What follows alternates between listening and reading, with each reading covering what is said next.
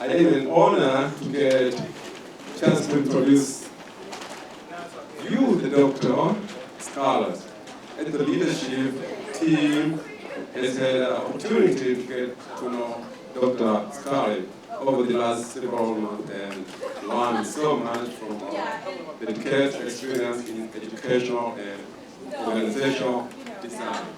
Yes, she's one of the best, actually. Just a few months of work to know her. She has been fantastic tool or asset to our community. Dr. Scarlett is the founder and CEO of Rubescent LLC. She a strategic consultant partner with educational, public sector, and non-profit organizations to move from vision to execution. Yes, a lot of people would just have envision. Then they don't execute.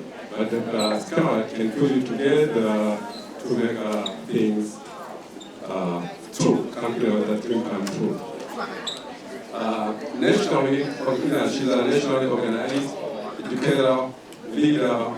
Dr. Scarlett has served as a superintendent, chief academic officer, and chief of equity, building of over 25 years career focused on system transformation and community-centered leadership.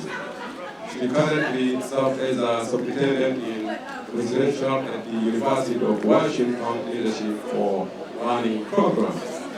A proud wife and mother of 3 young adults, Dr. Scarlett worked centered on making visible talent and capacity to already exist within community and designating system of. Please welcome Mika. Please help me welcome Dr. Scarlett.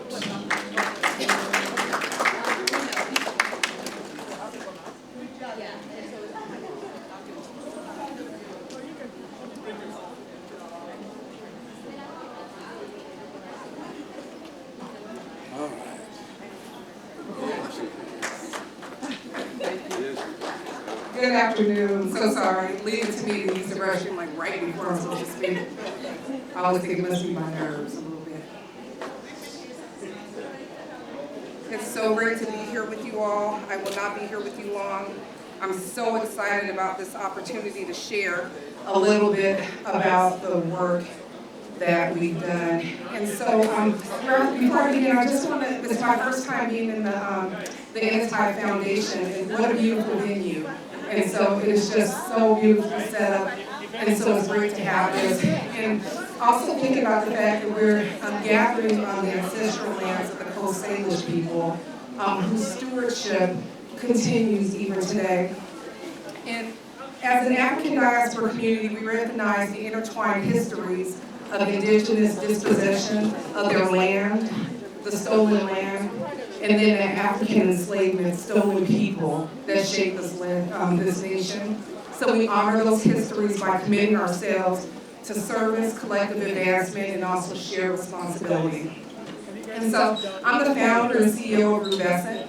I'm also a strategic advisor and leadership consultant, and I work with public sector and nonprofit organizations to help clarify their goals and priorities, to strengthen alignment, and move from vision to execution. And so it has been a pleasure to partner with WSCACL to support this goal-setting process that we'll talk about. We've tightened the language, we've sequenced the work, and it really helped to ensure that the next 2 years were focused and achievable with the goals that we have. So we spent the last several weeks clarifying direction, not expanding ideas, not adding just programs, but really clarifying direction. So today, we're confirming this focus, sequencing, and shared commitment to the next 2 years, and doing what strong organizations do, which is choose what to prioritize, because you can't do everything. All right, so let's talk a little bit how we got here. So we began by listening to leadership and community voices. Martha sent so many documents to me and my team to really pour through. And she checked me a couple things at times around my Western thinking about governance, to really understand the African community village model of governance, and to check my own sort of ideas that I come with just from someone who's grown up and has really worked in navigating Western systems. And so it's been a big learning gift to me to be able to do this work with the organization, and I'm deeply grateful. Thank you, I appreciate it. And so we looked honestly at capacity, staffing, funding, volunteer energy, and we tighten language so that every priority is clear, that it's fundable, and we sequence the work. Not everything at once, but focused execution. So this approach is intended to build credibility. It also allows us to measure impact internally and communicate direction externally.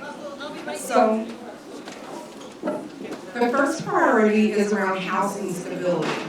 And so housing stability is foundational. And I remember we had all of these different priorities, and everybody had an opportunity to choose 3 of them. And over and over and over, the housing stability came and was there. And so I think about housing here in Washington State. I just got off a flight from St. Louis, Missouri, and the housing market, I just got back last night, it's so different there than here in Seattle. Affordable housing in Washington State, or particularly Western Washington, is a huge challenge.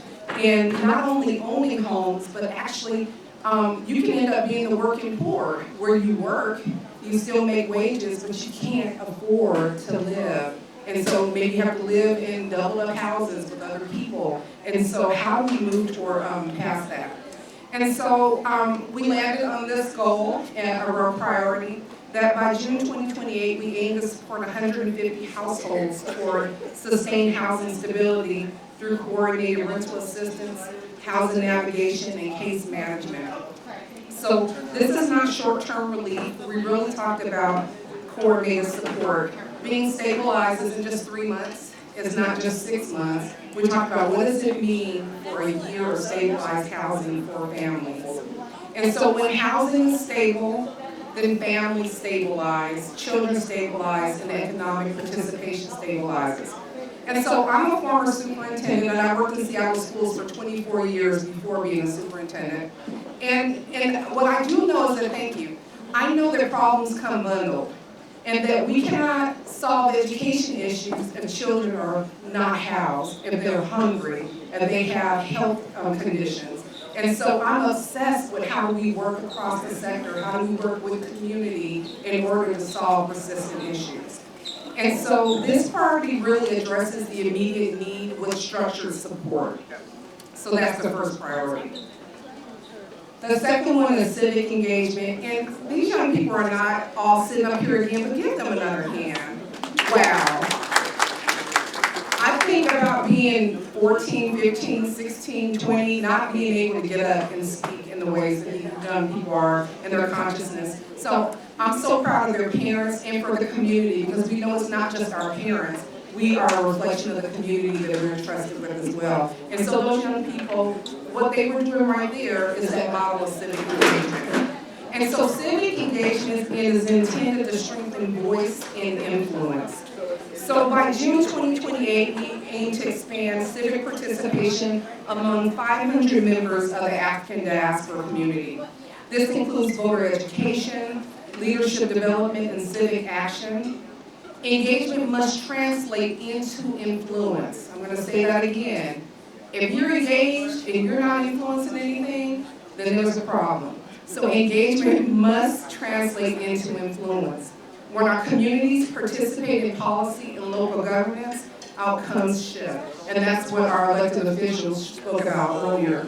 And so this priority is intended to strengthen long-term representation. They say if you're not at the table, then you're on the menu. And you have to be at the table. All right. So the third priority is around economic empowerment. And so economic empowerment builds long-term stability. So by 2028, we aim to support 100 community members through financial education and business development. This includes financial literacy, mentorship, and small business support. Now, economic participation strengthens families and it also reinvests in community. What I'm struck by as I've gone around and met so many people in this room are about the talents that we all have in here. We are all we need. Every single thing that we need is actually in this room. And that's what community is for, and that's what's so powerful about this space. So entrepreneurship and financial knowledge expand opportunity. This priority builds internal economic infrastructure, which is absolutely vital for all of the different areas of the different priorities. So we were able to narrow down in the 3 priorities and to not think about these as a 2027 goal, but a 2028 goal, because we have to build the capacity for them, particularly the housing one. That is a lot of money. I heard Brother Kennedy over here talk about giving out $100,000 to 35 families. That was a $3.5 million investment, and he has a celebration that's coming up for that. It takes money, you all, to do that. Give him a hand for this work. Imagine 35 new homeowners. A different way of participating in this democracy is absolutely vital that we are homeowners.